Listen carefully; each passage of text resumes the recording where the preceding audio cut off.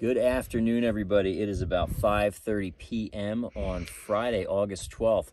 This is a somewhat different setting from where I normally do these videos. And a quick little background, then I'll touch on my main point today, which is actually ESG investing and also the importance of planning. And how do you think of those two things when you're up here?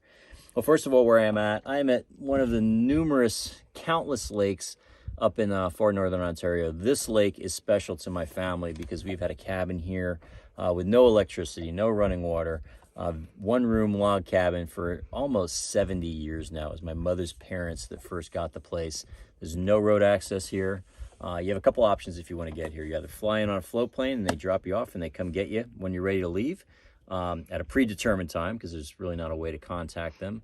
Or Canadian Pacific Railroad kind of runs that way, and they can drop you off there, and then you hike a couple miles through the woods, and then you cross the river, and then you end up on the other side of the lake here. But here's the interesting thing. So I've been coming up here since I was probably 5 or 6 years old, so we're talking in excess of 40 years. And what you notice in a place like this is the lake itself hasn't changed since I was a kid. My son's actually video filming this right now, and since I was his age, the lake has not really changed. There's no more camps than there was back then. The fishing is as spectacular as it's ever been. But the people on this 12-mile lake, there's several camps that are here, and you get to know the people really well. And you hear some interesting stories when you get to know these families for a really long period of time. And one is, ironically enough, we're out here in a beautiful area, but ESG investing. So we've got a friend who's got a camp maybe a mile or so that way. He sells big tracts of real estate. So we're talking, they refer to them in this part of Ontario as a unit. A unit is 25,000 acres or more. So he's dealing with 25 to 100,000 acre pieces of real estate. And 30 years ago, they were all owned by timber companies. About 15 years ago, private equity got involved, bought these tracts of land, and again, continued to log them, sold off timber. Now, the buyer of these units of land is actually large corporations that are trying to offset their carbon footprint by essentially planting new trees, by restoring it to the kind of forest, I guess, that it was a long time ago. And that is all directly related to this theme of ESG, environmental, social, and governance. And so it's a real deal. I know that there's some people that are very much in favor of it. A lot of people are not. But when you start hearing about ESG investing this far out in the Canadian bush and how it's even impacted the way that they're doing business out here, it's definitely the real deal. And I'll tell you a couple other stories here that I think are pretty interesting in terms of planning. This is two other camps here. Back 60, 70 years ago, up until about 20 years ago, there were two commercial fishing lodges. So people came primarily from the U.S., but from around the world, and came up here to go fishing.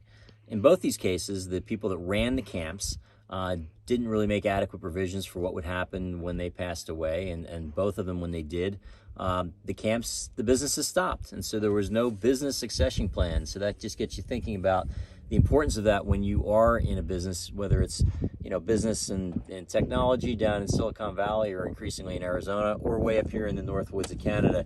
You got to think about that stuff. And another example that I'll talk about in terms of successful planning is down about 3 miles that way, down the end of the lake. There is a family who the grandfather or great-grandfather, so we're talking the 1930s and 1940s, was logging up here and had big timber tracts, and it was a logging camp basically at the end of the lake.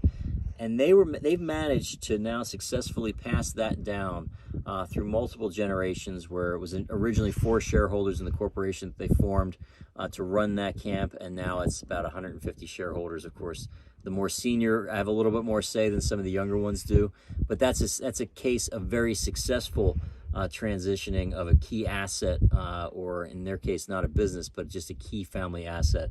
So it's just kind of interesting. I just want to make this video. I haven't done one obviously all week because I've been up here, but it's interesting the kind of things that you pop up with in terms of planning, in terms of ESG, even when you're out here in the middle of nowhere. So if you stayed with me now for about 6-7 minutes, appreciate it. I am leaving tomorrow. Bittersweet. I've loved being up here. It's a place that's hugely important to me and my family, but it's also going to be great to get back to Phoenix. So until next time, thank you for watching.